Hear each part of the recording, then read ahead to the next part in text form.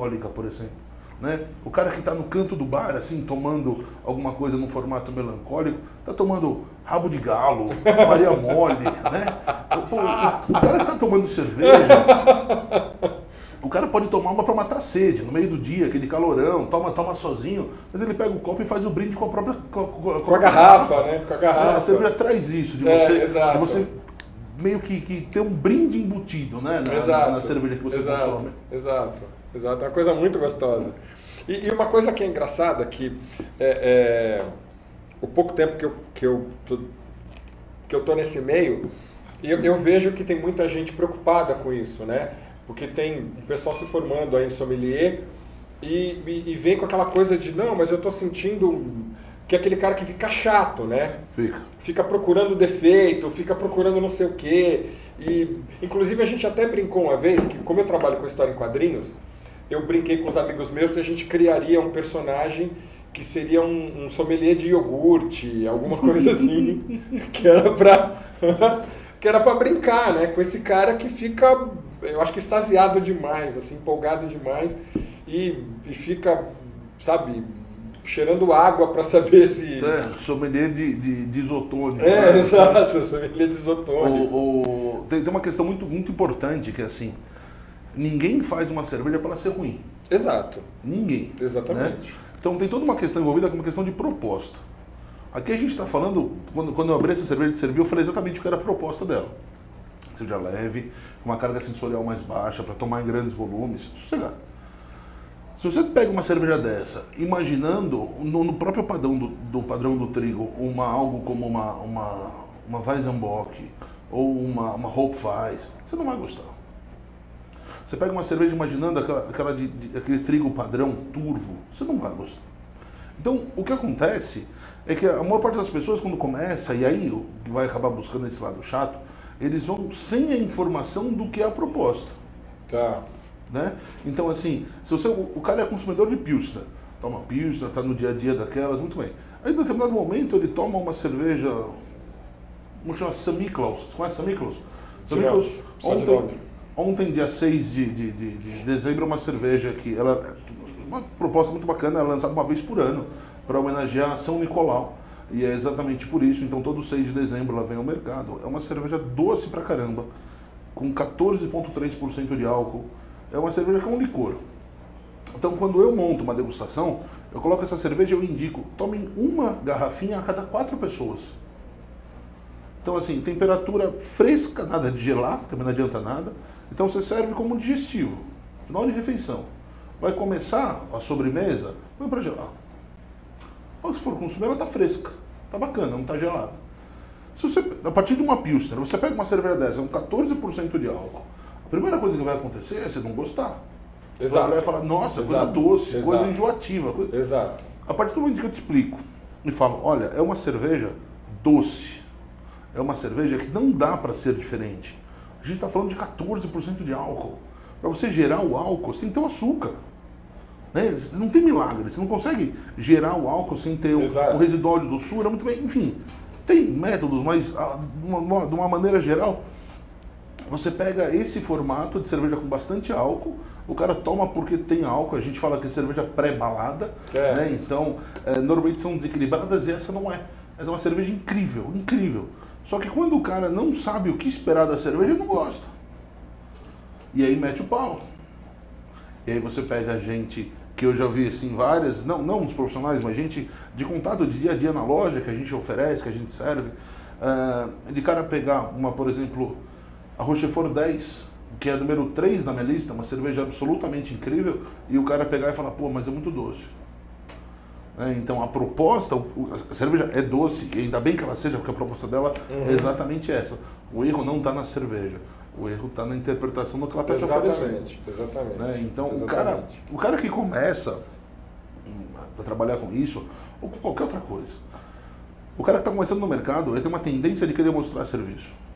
Então ele vai querer falar difícil, não é? Ele vai querer mostrar alguma coisa que de repente que está em volta e fala, pô, o cara viu coisa que eu não vi. Então é engraçado, você pega na formação das turmas, a galera, os alunos, o cara quer falar e ele fala alguma coisa que para ele pode ser uma realidade absoluta. Eu tive um aluno uma vez que falou que a cerveja tinha cheiro de mangue. Mangue. Era a realidade dele, cara. Era a vivência do cara. Né? O cara veio de Pernambuco, algo assim. E para ele era aquilo. Eu não lembro que cerveja que era, não lembro qual era a situação, mas era aquilo. E teve aluno do Nordeste, aluno de outras regiões, que vieram com uma questão de falar, isso lembra fruta tal. Eu nunca tinha ouvido falar da fruta.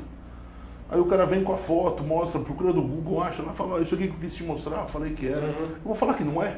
Sim. Não tem como, Sim, né? sim. Então, mas assim, esses vieram de uma forma positiva.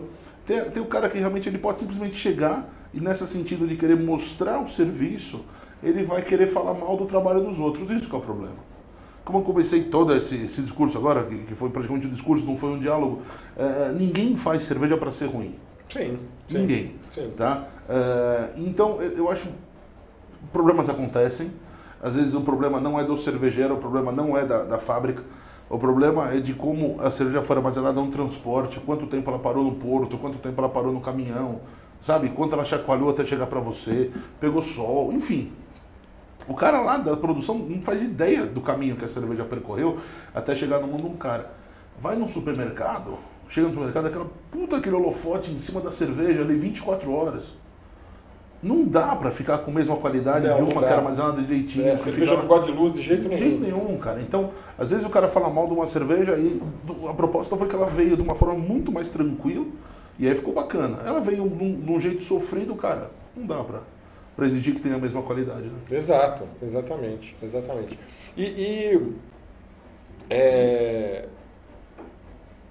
Essa sua formação de chefe de cozinha te auxilia muito no seu negócio de cerveja hoje, né? Sim. Eu sou autodidata na gastronomia, né? Tá. Eu nunca assisti uma aula de cozinha, nunca tive totalmente autodidata trabalhando com isso. Desde os 19 anos profissionalmente, nunca. Depois de um tempo, entrei na faculdade com 27, fiz a primeira com 17, fiz a segunda com 27, fui fazer nutrição. Dá pra ver pelo corpinho, acho que dá pra imaginar que a minha formação fosse essa. Mas eu nunca estudei gastronomia. Mas o conhecimento técnico me ajuda pra caramba. Então, o porquê que eu falo de harmonização com tanta tranquilidade? Porque eu conheço os dois lados da história. Tá. Não dá pra gente falar, por exemplo, de algo que a gente não conhece. Então, se eu descrever pra você, por exemplo, sei lá, imaginar que você nunca tivesse comido jacaré. Você já comeu? Não, nunca comi. É engraçado como o jacaré é o bicho mais genérico do mundo, né? O nego fala que parece frango. Frango é o bicho mais genérico, né? O cara fala, tudo parece frango. Pô, se parece frango, come frango, mano. Você vai pagar 70 pau no quilo de jacaré, paga 6 pau no quilo de frango e come frango. Exatamente. Não tem cabimento essa comparação. Exatamente. Mas eu vou te falar do jacaré. O pessoal fala que é uma mistura de frango com peixe. É um peixe de textura firme, de textura bem firme. Então, a associação, talvez, que faça com frango é mais o sentido da textura. Tá. De gosto não tem relação nenhuma. Não tem nada a ver com Nada, relação nenhuma. Mas o cara chega, eu vou te falar disso. Vamos harmonizar o jacaré. O jacaré, a gente fazia num restaurante que eu tive em Mato Grosso do Sul, eu fazia jacaré a passarinho. Então você tira a parte mais nobre do jacaré, é a primeira porção do rabo. Aí as outras partes, tem muito osso, muita partezinha pequena. Elas eram cortadas e feitas como se fosse o frango a passarinho, a proposta nessa. Então a gente serviu o jacaré a passarinho, vamos imaginar isso. Com que você harmonizaria o jacaré a passarinho? Você vai criar uma pergunta, uma interrogação gigante, né? E você vai ficar pensando, você vai tentar imaginar a partir da fritura, a partir da proposta, mas você não sabe porque você não conhece o produto. Então é fundamental... Como você temperou. O sabor final, residual, que possa de repente... Pô, é jacaré com peixe de água doce, então tem uma tendência de ter um gosto mais terroso, e não é nada disso, disso. Então vai ficar muito difícil você chegar... Você chuta IPA, que a IPA combina com qualquer coisa, também. né? Nós vamos falar de tudo genérico. A IPA é genérica também. Você entra com Bohemian Pilsner, porque ela é mais amarguinha, então tem mais lúpulo, dá aquela neutralizada. É o que a galera faz, cara. Exatamente. Muita gente faz por aí. Exatamente. Mas quando você pega, por exemplo, essa questão de jacaré, então eu vou te falar, como que nós vamos harmonizar isso? Eu falo, não sei. Você vai numa forma teórica, mais ou menos o que você imagina, mas você não tem o conhecimento final. Pô, eu tenho essa vivência muito maior do que o tempo de cerveja que eu tenho. Né? Então é muito fácil pensar primeiro em características da comida, da preparação e tal. Então o que eu quero valorizar neste prato? É isso, tá? Que cerveja que eu vou conseguir valorizar isso? a gente junta as informações. Aí fica fácil. Perfeito. Né? Aí Perfeito. fica fácil. Perfeito. E é uma coisa que hoje, em detrimento do vinho, não que ele está perdendo espaço, mas as pessoas já estão começando também, os grandes consumidores de vinho já estão começando a tomar cerveja, porque a cerveja também hoje tem uma outra proposta, tem mais informação do que aquela cerveja que a gente tem de boteco, né? A cerveja de boteco nunca falou que ela era boa. Nunca vi propaganda de cerveja de boteco. Cerveja popular falando, beba a minha que a minha é gostosa, é saborosa, é aromática. Nunca. A propaganda dos caras fala, praia, bunda, refrescância, churrasco, beber a tarde inteira com os amigos. Cara, eles entregam isso. Eles entregam isso com custo baixo. Chegou num ponto... verdade. Então assim, eles nunca prometeram algo que eles deixaram de entregar. A gente passou a exigir algo que eles nunca tiveram. Ela ficou ruim. O seu padrão de exigência mudou. Exato. Como o meu, como todo mundo. Da mesma forma, o seu primeiro passo com as cervejas especiais, normalmente são pegar umas cervejas umas intermediárias que se consomem, que são das grandes marcas, que são comercializadas. Depois de um tempo, você vai olhar para aquela cerveja e falar, a cerveja ficou ruim. É a mesma cerveja, você mudou, né? Exatamente. As características da cerveja são as mesmas que eram quando você tomava, e de repente você tomava só as populares, e em determinado momento você descobriu uma dessas, achou o máximo. Ela passou a ser muito mais incrível do que uma popular que você tomava. Aí em determinado momento, essa um pouquinho mais especial passou a ser tão simples quanto. Você descobre um universo novo que ele se apresenta. Com o vinho, a gente vive hoje um momento na gastronomia, falando de cerveja, que o vinho viveu há uns 16, 17 anos atrás. Você lembra daquele maldito vinho da garrafa azul, não lembra? Lembro. Você tomou muito porre daquilo. Tomei. Como eu também. Era um vinho leve, docinho. Cara, aquele vinho trazia... Que não era um doce enjoativo. Ele trazia estampado na garrafa algo que qualquer pessoa que já tomou vinho na vida sabe que não funciona. Aquele vinho trazia na garrafa, beba gelado. A proposta de você tomar gelado um vinho é a mesma proposta de você tomar cerveja popular. Por quê? Tá gelado, você vai mascarar as partes positivas, a parte sensorial positiva. Sim. Só que, por sorte, você vai mascarar também a negativa. Sim. A cerveja popular esquenta, ela vai pra grama. Exatamente. Não é? É impossível. Exatamente. O consumidor de cerveja popular que começa a chegar nas especiais, está ali falando com a gente logo no comecinho. Eu viro pro cara e falo assim, cara, tá muito gelada, esquenta um pouquinho na mão. O cara me olha com a cara do tipo, você tá louco. Não imagina que a carga sensorial dessa cerveja pode ser tão intensa, tão complexa. E muda tudo. Ela vai mudando a temperatura, ela vai mudando a informação que ela te passa. Então, falando desse período aí do Live From Mich, nessa época que a gente tomou muito, eu também, eu tinha uns 17, 16 anos, já tomava, que desgraça que era aquele vinho. Você ficava com dor de cabeça uma semana depois de um porre daquilo. Mas era chique, era uma coisa chique, porque era diferente, era importado, era não sei o quê. A gente estava numa abertura de mercado, o Brasil não tinha mercado até então tudo que vinha dali, tudo que vinha do exterior era lindo. Hoje olhar para trás e ver isso é até ridículo, porque a garrafa era muito bonita e as mães guardavam com uma rosa para fazer um tipo de um solitário a garrafa azul. Exatamente. Eu duvido que alguém que seja venda não tenha alguém na família que tinha uma garrafa dessa exposta ali em cima da geladeira. Exatamente. Todo mundo tinha. Então era uma coisa que incentivou o consumo do vinho. Por pior que ele fosse, era muito ruim, ele era algo superior ao que o mercado brasileiro tinha. Ele fez com que as pessoas que consumiriam vinho ou que consumiam vinho percebessem que o vinho podia ter alguma qualidade, alguma característica diferente dos vinhos que se encontravam no Brasil naquela época. O que aconteceu? A indústria nacional se coçou. Começou a produzir alguma coisa de qualidade um tanto superior. Vieram algumas cervejarias que hoje são premiadas internacionalmente. Funcionou. Aí a galera percebeu o quanto esse vinho era esquisito. Para não falar, né? Para não falar mal mais ainda. O que aconteceu? Nesse momento, passaram a importar os vinhos chilenos e argentinos, que chegavam no Brasil por uns 12, 13 dinheiros na época. Esse vagabundo custava R$ 4,50. Os chilenos e argentinos vinham por 12, 13 dinheiros. Cara, e a galera começou a perceber que de vez em quando valia a pena investir um pouquinho mais e poder ter qualidade junto. Hoje em dia, é muito o que acontece com a cerveja. Você imagina que, assim, vamos falar de carne, que é um assunto que todo mundo conhece. A melhor opção de uma carne para churrasco é, sem dúvida, para quem gosta, evidente, uma picanha maturada. Você vai pagar 60 pau de uma picanha maturada de primeira. Só que se você for pensar que tudo é carne, você podia comprar bucho. É tudo carne. Se você falar que tudo é cerveja, que tudo é vinho, é a mesma coisa absurda você chegar nesse ponto. Então, assim, você chega no... O cara te convida para você ir jantar na casa dele. Você não vai levar um vinho de garrafa de plástico pro cara. Não. Jamais. Não. Mas um fardo de cerveja popular você leva. E elas estão pau a pau. Não tô falando você, mas a galera de uma forma geral. É o mesmo nível de produto. Gostar ou não, é direito de cada um.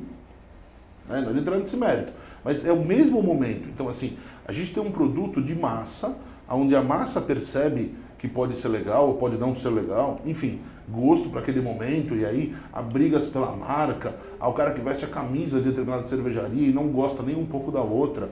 Tudo isso existe. Mas essa galera que pagava 12 dinheiros no vinho e depois aceitou o vinho de 30 dinheiros, de 50 e assim por diante, hoje em dia entende que qualidade tem relação direta com preço. Exatamente. O brasileiro, ele está acostumado a comprar quantidade, não qualidade. A gente vem de um momento, e não é recente, eu estou falando de 5, 10 anos, isso historicamente muito, muito mais antigo, da história do Gerson, de levar vantagem. Sim, a lei do Gerson. Então muito bem, eu vendo aqui, ó, vendo essas tampinhas amanhã, tá? Então eu vendo uma tampinha por R$1 durante a semana inteira. Eu vejo que eu vendo pouco. Na semana seguinte eu faço uma promoção, ó. Eu vou vender por R$2, mas compra uma, ganha outra. Eu passo a vender de monte. Porque o brasileiro quer essa questão de comprar, de vantagem e tudo mais. Então, às vezes, a primeira questão do consumidor de cerveja, falando do que a gente vive, o cara vai chegar e vai falar assim, essa cerveja, para que eu vou pagar 20 pau numa cerveja, se com 20 pau eu compro um fardo? É o cara que ainda compra a quantidade. Depois de um tempo, e a proposta, nem todo mundo vai querer tomar cervejas especiais. Não vai. Vai sempre existir a maior parte do mercado das cervejas populares. A gente está num país tropical, quente pra caramba. Não adianta imaginar que o cara vai deixar de tomar a sua cervejinha no final do dia na praia, porque de repente é o que ele pode comprar, é o que ele está acostumado a comprar, para deixar de tomar uma cerveja num copão como a gente está tomando. Não adianta querer convencer alguém de nada. Talvez esse cara jamais perceba que, ou talvez ele ache que para ele não vale a pena tomar algo nesse sentido. Né? Então, isso, o que falta muito é respeito. Então eu vou respeitar quem quer tomar cerveja popular, quem quer tomar cerveja cara, quem quer tomar cerveja quente, quem quer tomar cerveja estupidamente gelada. É direito de cada um. Sim. É direito. Da mesma forma, o cara que quer tomar o vinho e não quer provar a cerveja, é direito dele. O vegetariano, cara, é uma questão de respeito. Então, assim, o que é legal para você? Legal para você é cerveja belga, no seu caso não. Legal para você é cerveja mais ácida, como eu também gosto, compartilhamos muito esse gosto das cervejas mais ácidas e tal. Quantas vezes eu ofereço uma cerveja, por exemplo, a Rodambach Grand Cru, que é na minha lista número 2, também uma cerveja absolutamente incrível, e eu servi essa cerveja em algumas degustações e eu via no rosto das pessoas que elas não estavam gostando. Porque olhavam para mim e falavam, nossa, é azeda. Eu respondi, ainda bem, a proposta é essa. Exatamente. A proposta de cerveja é essa. Então eu não posso imaginar que a pessoa passe a gostar de um determinado produto só porque eu gosto. Exato. Então o respeito é fundamental. Né? Então o que você está afim de tomar? Estou afim de tomar isso, aquilo, aquilo outro. Vai lá, escolhe essa daqui, ó. É fantástica, é o que você está querendo, tem muita doçura, muito amargor, muito, enfim. A gente aproveita e oferece o que o cara está querendo. De repente, vem uma prateleira gigantesca daquela e não entende exatamente o que é, a gente está lá para poder orientar e fazer o cara feliz. Perfeito. Né? Tem uma frase linda que fala, dinheiro não compra a felicidade, mas compra cerveja, que dá quase na mesma, não é isso? É um brinde a isso. Então, mas eu queria que você falasse um pouquinho também dessa sua passagem de chefe de cozinha, para dono de loja de cerveja, né? Que você criou esse ambiente gostoso, essa coisa relaxada que você tem desde aquele copo americano sem frescura até a taça mais sofisticada das cervejas belgas e tudo, né? Como é que você partiu desse negócio para transformar numa loja? Então, foi natural, mas isso é questão do respeito, da mesma forma. Né? Estou falando, você quer uma coisa mais fresca, você tem, você quer uma coisa mais simples, você tem. E eu particularmente vivo a questão do mais cerveja, menos frescura. Né? Eu pratico isso no meu dia a dia, mas nem todo mundo compartilha desse pensamento, também tem o direito de não compartilhar. Eu provavelmente tive a primeira loja de rua, né, exclusivamente de cerveja. Assim, haviam várias outras lojas, vários empórios, vários pontos de venda de cerveja, mas que vendiam outras tantas coisas. Havia o Mr. Beer, que hoje ainda tem um monte de loja espalhada, e o Mr. Beer vendia, eu sempre respeito pra caramba a questão dos caras estarem nos shoppings, nos pontos de venda, porque eles incentivam a venda, incentivam a descoberta, vamos colocar assim. Porque de repente a dona de casa quer levar um presente para o marido, para um filho, para alguém que gosta de cerveja, tá na mão, tá o acesso, tá lá, a galera entrega um kit. Aí de repente o cara nem conhece aquele produto, mas ele gostou e vai indicar para um outro, passar para o outro, ele vai propagando a cultura cervejeira. Isso é fantástico. E não existia, pelo menos que eu conheço, pelo menos o meu convívio, a questão de uma loja de rua voltada para cervejas especiais, que tivesse só cervejas, né? Tinha alguns bares, o Empório Alto de Pinheiro já estava, a gente frequentava o Empório, mas loja não. E eu decidi fazer algo onde funcionasse mais ou menos como funciona de fato uma biblioteca. O nome cervejoteca não é à toa, né? Então, as cervejas são organizadas, por exemplo, por estilos. Isso eu sei que eu fui o primeiro a fazer. Foi o primeiro cara que teve este cuidado de poder passar um tanto de cultura cervejeira, um tanto de conhecimento para quem estivesse consumindo a cerveja. Então, assim, você chega lá, eu tenho, por exemplo, as Pilsners estão juntas, as cervejas, a Saison belgas estão juntas, você tem sempre essa proposta de proximidade. Aí, de repente, você sabe que a cerveja tal, que você costuma tomar, tá ali, e você gosta muito daquele estilo, você decide pegar uma outra do mesmo estilo, já está na mão, né? Você consegue por isso. E muito do que a gente faz no sentido... antes da cervejoteca também, eu era professor de formação de... Pô, vamos tomar, né? Já que acabou, a gente abre a outra, sabe como é? A sede vai bater. Gente, eu vou fazer uma pequena pausa para fazer um comentário. Essa cerveja aqui eu tomei num evento, eu não a conhecia, eu tomei num evento e foi uma grande surpresa. Para quem gosta de cerveja bem lupulada, com aquele amargor mais intenso, essa cerveja aqui é genial. Ela tem uma carga sensorial fantástica. Brilhante. E aí ele fez a gentileza de trazer isso para mim, porque eu gostei muito da cerveja.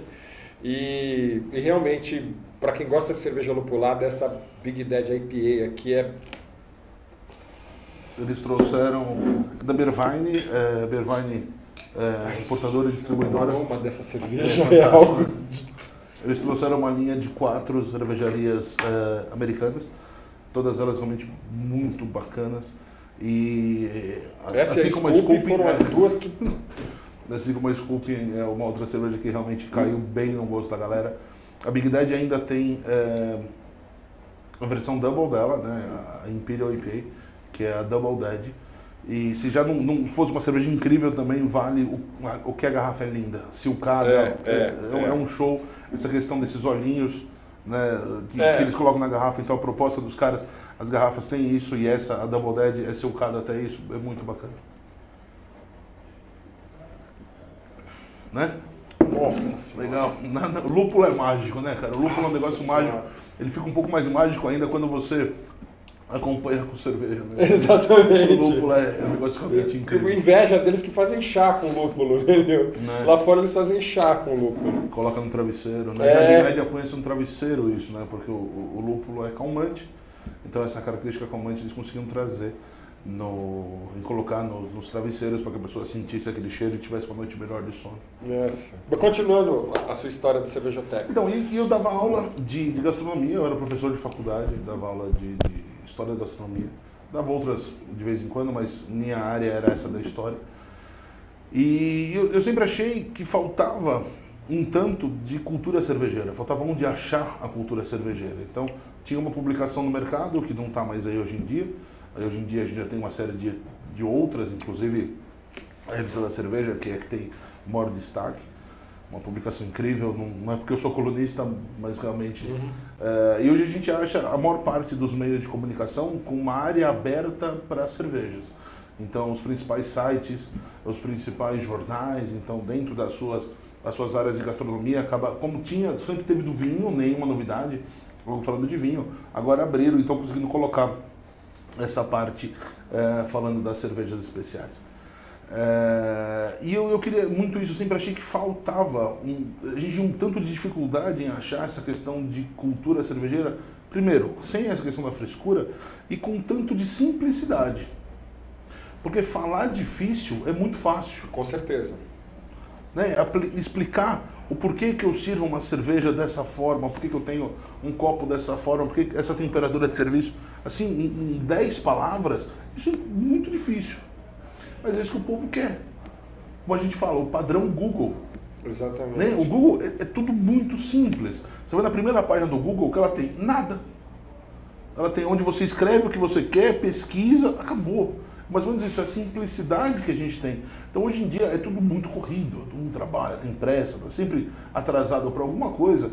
Então não adianta querer ficar floreando, contando, falando, tem que ser uma informação direta. Né? Então assim, a cerveja vai ter tanto de amargor. Por que tem amargor? Tem amargor em função do lúpulo. Por que tem um lúpulo? Então deixar claro o quanto o cara quer se aprofundar naquele conhecimento. Então eu trabalho hoje na loja eu fico bastante, não fico sempre, porque tem todas as minhas aulas fora de lá, e enfim, a gente tem outras questões profissionais, mas eu acabo ficando boa parte lá, atendendo a galera que vai conversando, realmente podendo esclarecer alguma questão nesse sentido. Meus funcionários são sommeliers formados por mim. Nas lojas, a gente tem, nas franquias, nas outras lojas, a gente tem a questão de ter um profissional sempre, exatamente para isso. Porque se não tivesse essa questão, por mais que eu tivesse a variedade toda que a gente trabalha, ia ser igual comprar no supermercado. Exato. Né? Exato. Você chega num lugar que tem 800 rótulos quase, assim, juntos, um do lado do outro, e você conhece pouco, você olha, você é uma tela em branco. Né? Você não consegue ver, você não consegue identificar o que você está querendo. Exatamente. Então, às vezes, o cara está do lado da IPA e ele fala assim, cara, o que você tem de IPA? Ele não consegue identificar numa fileira inteira, assim, que eu tenho lá uns 70, 80 opções de IPAs. O cara não consegue ver que elas estão todas juntas ali, porque ele conseguiu achar. Então é super importante ter alguém para poder passar a cultura, poder passar o conhecimento, poder levar isso para frente. Se não for isso... Com certeza, com certeza, com certeza.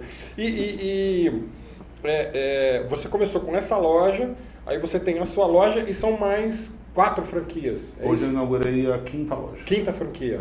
Não, são 4 franquias, 5 com a minha, né? 5 com a sua, tá. Hoje eu inaugurei a 4ª loja, a 4ª franquia, no Tatuapé.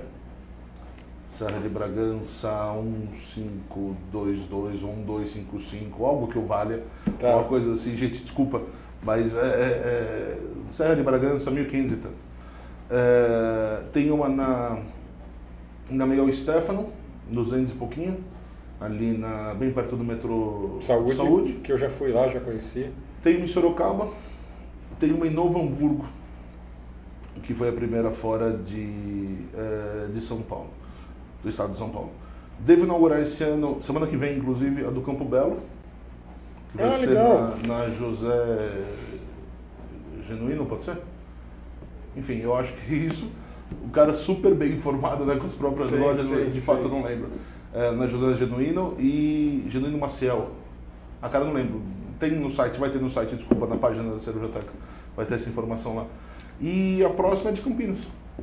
Então essas estão engatilhadas. Campinas tem algumas questões ainda de burocracia a resolver, mas assim que resolver a gente começa também. Mas aonde vai ser em Campinas? No Taquaral. No Taquaral. Essa rua, não sei, de fato, não. Perto da Lagoa, sei que é perto da Lagoa. Quando eu fui validar o imóvel, a gente de passagem, aqui é tal coisa, aqui é Lagoa, aqui não sei o quê. Então. Mas essa é sua ou é franquia? Tudo franquia. Tudo franquia. Porque o Campinas é uma cidade que tem um público bem interessante. Né? Eu morei um ano lá fazendo faculdade, eu morei um ano lá. E o lugar grande lá para se consumir cerveja é Giovanetti, que, segundo dizem, é o Pinguim 2, né? Que é o negócio assim de chopp. Mas eu não sei se continua assim, tinha uma certa frescura. Eu tentei entrar lá uma vez o calor do cão, sim, 30 e poucos graus de noite, e eu morava ao lado, e assim, 100 metros, 150 metros eu morava. Aí eu subi e falei, vamos tomar um chopp aqui, tomamos. Os caras me deixaram entrar porque eu tava de short e chinelo. Mas tem um tempo já, né? Tem, foi 96, 97. Depois do processo ficou, né, dos processos, da facilidade de processar os outros por preconceito, isso ficou, essa questão acabou diminuindo. Então, porque ele falou que ele tinha um padrão de vestimenta na casa e não podia, ele falou, olha, desculpa, mas só não está convenientemente trajado. Tava bom pra mim, né, pegar um negócio desse aqui, imagina. Bom, enfim, eu tô sempre de bermuda, tipo, basicamente 90% do meu tempo. Eu estava na Alemanha agora, fomos participar do Campeonato Mundial de Sommeliers de Cerveja. E a proposta era o terno, né, para quem fosse para a final. E eu falei assim, vou para a bermuda. Tava de calça porque tava muito frio, né? Mas eu falei, imagina, vou pôr a bermuda e vou subir de bermuda. Não sou eu, cara. Eu até posso ir em cima pôr um blazer se quiser. Pô, mas não tem nada a ver comigo, né, cara? Minha questão é essa. Tá, de fato, de bermuda, muito calor. Gordo, sente pouco calor também. Né? Eu não teria porquê, de fato, eu estar numa situação dessa. Mas a gente... Lá em Campinas, eu conheço Giovanetti de lenda, nunca fui E tem uma série deles, né? Tem um monte. Eu montei 5 casas em Serra Negra.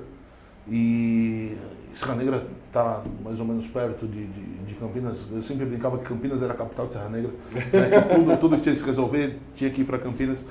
E ele criou o lanche Boquinha de Anjo, né? Boca de Anjo é a forma de cortar. Então corta em 8, 10 pedacinhos, corta ele ao meio, depois enfatiando para a galera poder comer os pequenos bocados enquanto conversa.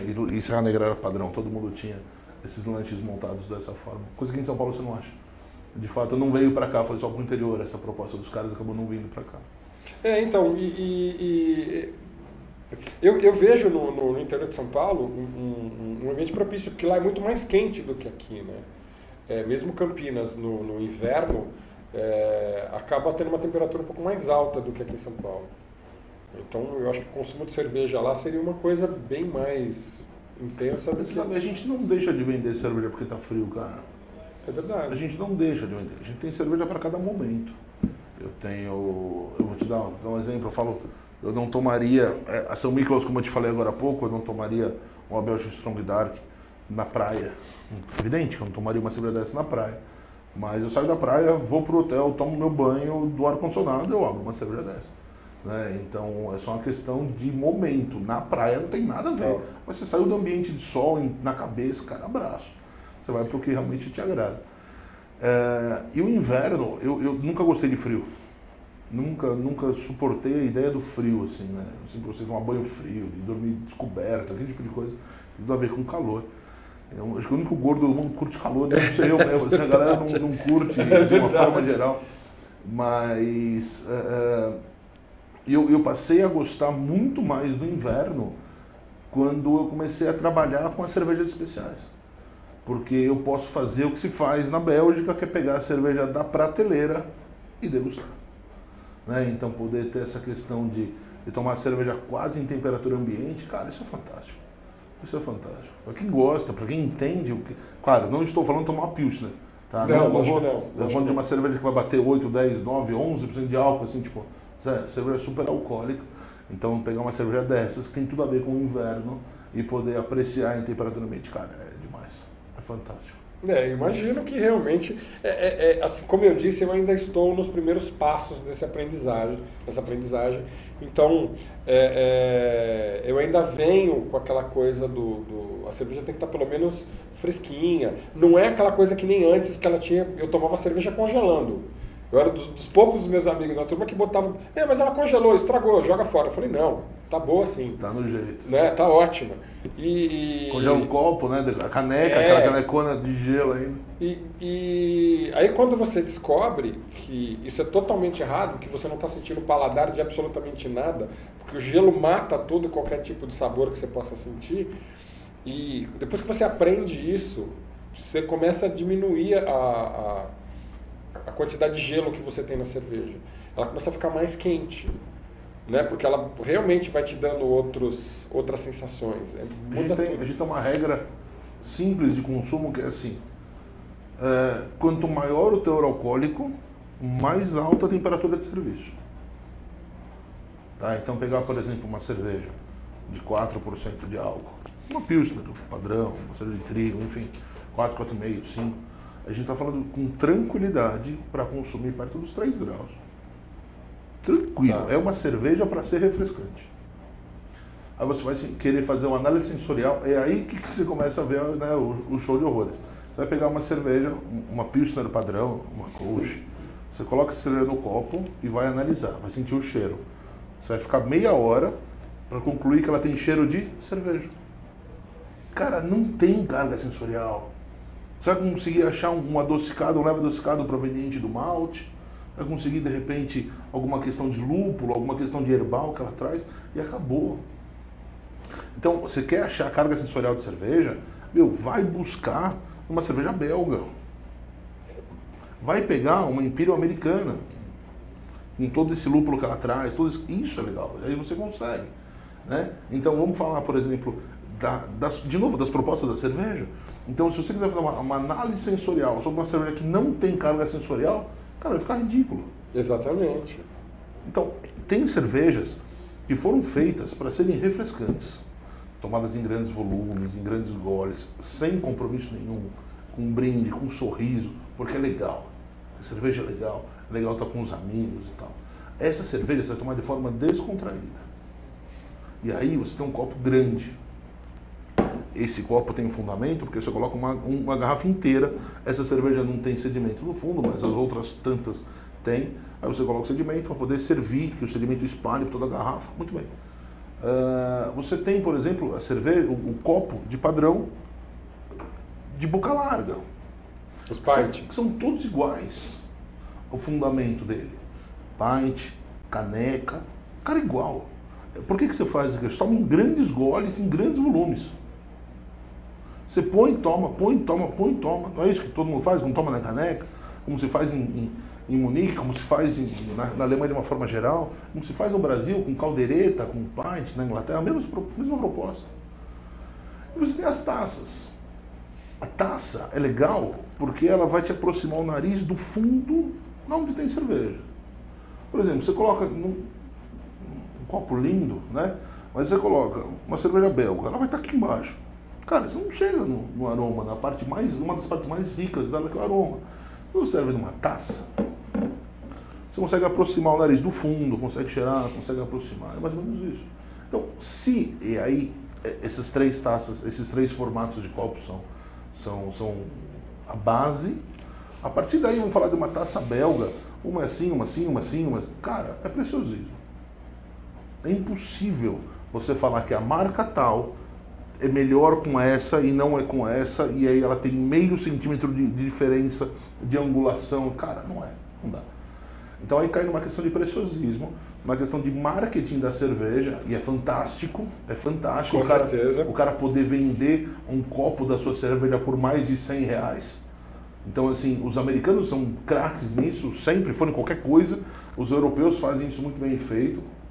Então você está agregando valor, você está vendendo o seu produto de uma forma, uma fonte de renda que você não teria. Então, assim, você vai em qualquer cervejaria bacana de fora daqui, os caras têm na sua lojinha da fábrica, botam camiseta, boné, chaveiro, abridor, né, caneca, copa, coisa toda. Você vai para cá, nas daqui não tem nada. Ou tem muito pouco. Né? Então, os caras conseguem aproveitar, já que tem essa questão das populares, do cara vestir a camisa e falar, eu sou isso, eu sou aquilo. As cervejas, as especiais, elas poderiam...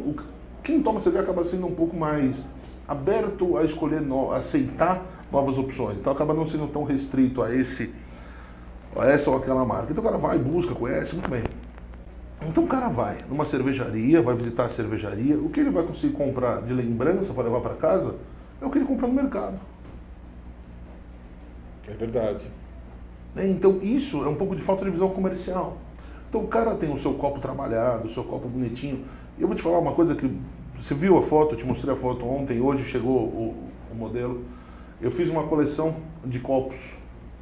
A ideia era para, de repente, ter conseguido fazer antes, mas esse ano foi muito complicado.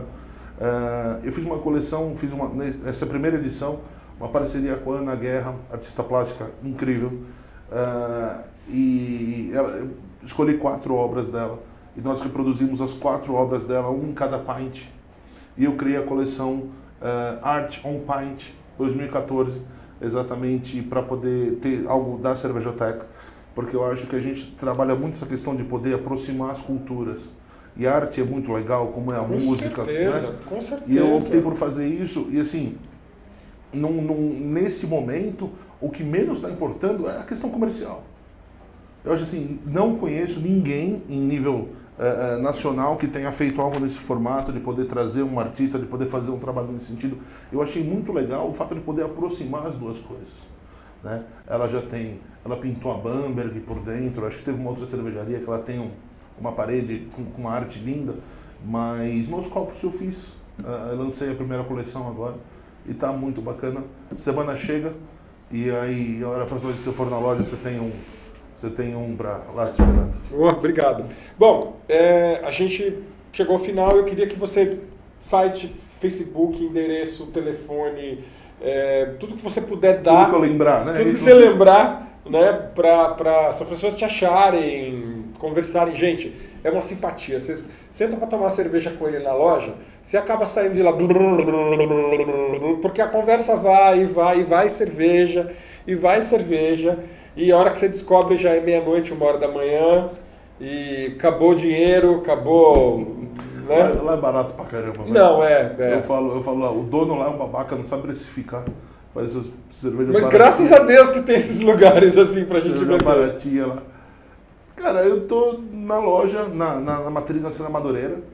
Então, Rua Cena Madureira 749, esse número eu lembro ainda. Tá. Só tá. O telefone de lá é 5084-6047. Das 10... Eu abro às 11, tá. E fico oficialmente até às 9. Aí das 9, se a galera ficar animada, eu fico até às 11 e pouquinho. Mas oficialmente até às 9. Então, se por algum motivo tiver que um pouco mais tarde, chegar mais tarde, dá uma ligada antes para confirmar que a gente está por lá ainda. www.cervejoteca.com.br e no Facebook Cervejoteca. Todas as lojas têm a sua fanpage, mas a que está escrito só Cervejoteca é a nossa, é a matriz, é a primeira.